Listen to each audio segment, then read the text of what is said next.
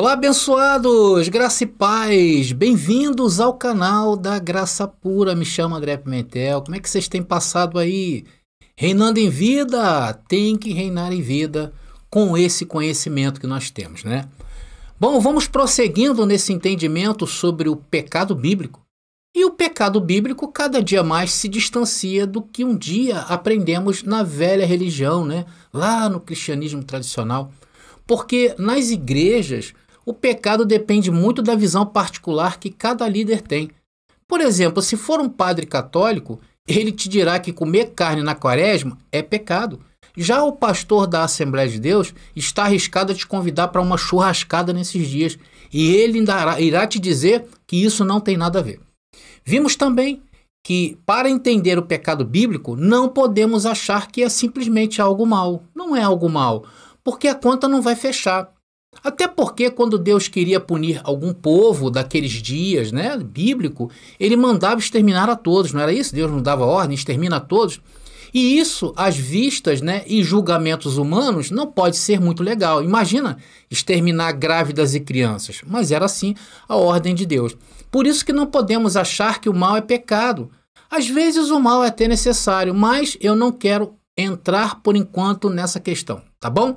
O fato é que para se entender o pecado dentro da Bíblia, precisamos analisar desde a sua primeira aparição e o desenvolvimento dele na própria Bíblia.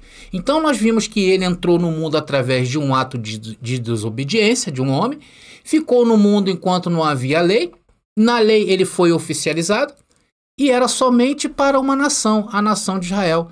Somente essa nação podia entrar em condenação.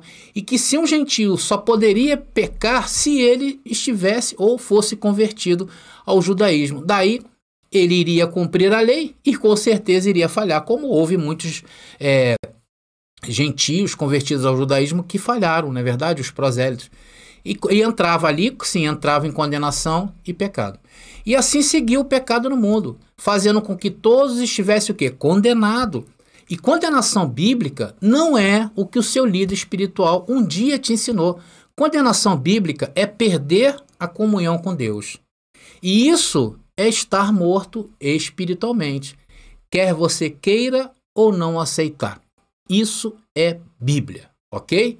E hoje você está descobrindo que você estava mais fora da Bíblia do que pensava enquanto militava lá na antiga igreja, né? Nas igrejas do sistema religioso. Mas eu também um dia pensei assim, tá bom, queridos? Você não está sozinho nessa. Eu achava que pecado era o que eu achava feinho. E santidade era aquilo que eu achava bonitinho.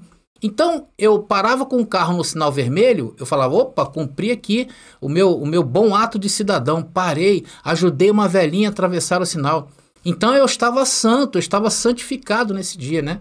Agora, se eu desse uma topada no dedão do pé e xingasse um palavrão, aí, irmão, isso é feio, tá? Eu estaria condenado e indo ao inferno. E assim seguia um engano de onde eu aprendi, e enganando e sendo enganado. Porém, eu descobri que pecado bíblico tem tudo a ver com a Torá, com a lei de Moisés. E essa foi retirada por Cristo quando o templo veio abaixo. E hoje nós estamos analisando essa retirada do pecado pela ótica de Paulo, quando ele escreveu sua carta aos Romanos, tá ok? E estamos começando a ver que a carne do homem havia sido contaminada a tal ponto que Paulo começa a nos mostrar essa luta intensa entre carne e espírito. Vamos então ao capítulo 7, mais precisamente no versículo 14. E está aí. Porque bem sabemos que a lei é espiritual, mas eu sou carnal, vendido sob o pecado. Olha o problema aí, queridos. A lei é espiritual, mas Paulo diz que tem um problema, que é a carne. Ou seja, a carne está vendida ao pecado. É por isso que, para ele te explicar direitinho isso aí, que ele está falando, lá no capítulo 8, um pouquinho mais na frente, nós vamos passar por isso, ele diz que a carne não se sujeita à lei de Deus. E ele vai mais fundo ainda, nem em verdade pode se sujeitar. Veja o que o Novo Testamento, Receptos, né, que eu estou atualizando para vocês aí, Diz nesse mesmo verso de Romanos capítulo 7, versículo 14. Olha que interessante, né? Por isso que é bom a gente ter as duas perspectivas, né, abençoado? Olha só o que diz, tá aí. Pois vimos que a lei é espiritual, mas eu sou carnal, trabalhando sob pecado. A Textus Receptus, ela pega bem mais pesado e o entendimento dela é mais claro, tá? Então, por isso que nós precisamos saber disto. Isso é essencial para você. E o que ele vai começar a falar agora, a partir desse versículo, acontece todos os dias conosco. Vamos observar bem? Agora vamos ao versículo 16, Romanos, capítulo 7, versículo 16, que diz: E se faço o que não quero, consinto com a lei, que é boa. Olha aí. Agora presta bastante atenção nessa parte aí, tá bom, abençoado? Se faço o que não quero, como assim, Paulo? Você está se declarando um inocente ou um sem noção? Claro que não, Paulo não está falando nenhuma coisa nem outra. O fato é que esse querer, sem querer de Paulo, fez com que ele consentisse que a lei era boa. Por quê? Preste atenção no versículo posterior agora, versículo 17, que diz: De maneira que agora já não sou eu que faço isto. Ué, agora Paulo está dando uma desculpa esfarrapada? Concorda, abençoado?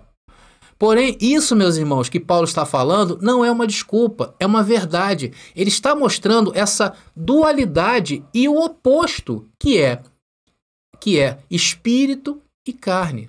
Olha o complemento do versículo agora de Romanos capítulo 7, versículo 17. Vamos ler ele na íntegra. Diz ali, olha: De maneira que agora já não sou eu que faço isto, mas o pecado que habita em mim. Habita em mim onde, amados? Na carne. Por isso que a carne se opõe às coisas do espírito, de qual todos nós somos. Por isso carne e sangue não entram no reino de Deus, tá vendo? Por isso que a carne não pode ser o principado e potestade da sua vida, porque da carne advém a maldade, tão reprimida por nós, por todos os seres humanos, né? Porém, através dela também, através da carne, vem a bondade, porque a bondade humana, por ser humana, não se sujeita à lei de Deus. O que, André? Você está falando que a bondade não se sujeita à lei de Deus? Não, por causa da carne humana. Por isso que por práticas de obras de caridade, por exemplo, ninguém se salvou. Amados, olha, eu não estou dizendo que você não possa ter um coração abençoador. Porém, entender que isto tem valor algum espiritual, esse é o problema. Porque se Deus estabelecesse esse padrão, eu vou te dizer uma coisa: ninguém conseguiria atingir o nível de excelência com Deus. Todos seriam julgados pelo bom e pelo mal. O fato é que podemos e temos que ter compaixão com o próximo. E isso deveria até ser uma obrigação. Porque o Deus que nos deu a vida, o que mais teve foi o quê? Compaixão para conosco. Sim ou não? Não é verdade? O que não devemos é nos justificar com Deus através desse tipo de obra. Entenderam? Foi claro agora? Por quê, André? Porque a carne está vendida ao pecado. Não tem jeito. E o fato é que atenção no que eu vou falar, os maiores escândalos humanos adveio de atos de caridade. Sabia disso? Os maiores escândalos, as maiores atrocidades surgiram de atos de caridade. Veja, por exemplo, aqui no Brasil, não precisamos ir muito longe. Olha os nossos políticos, não é verdade?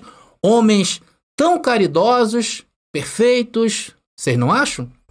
Mas vamos prosseguindo aqui. Romanos agora capítulo 7, vamos ler do versículo 18 ao 21 para encerrar.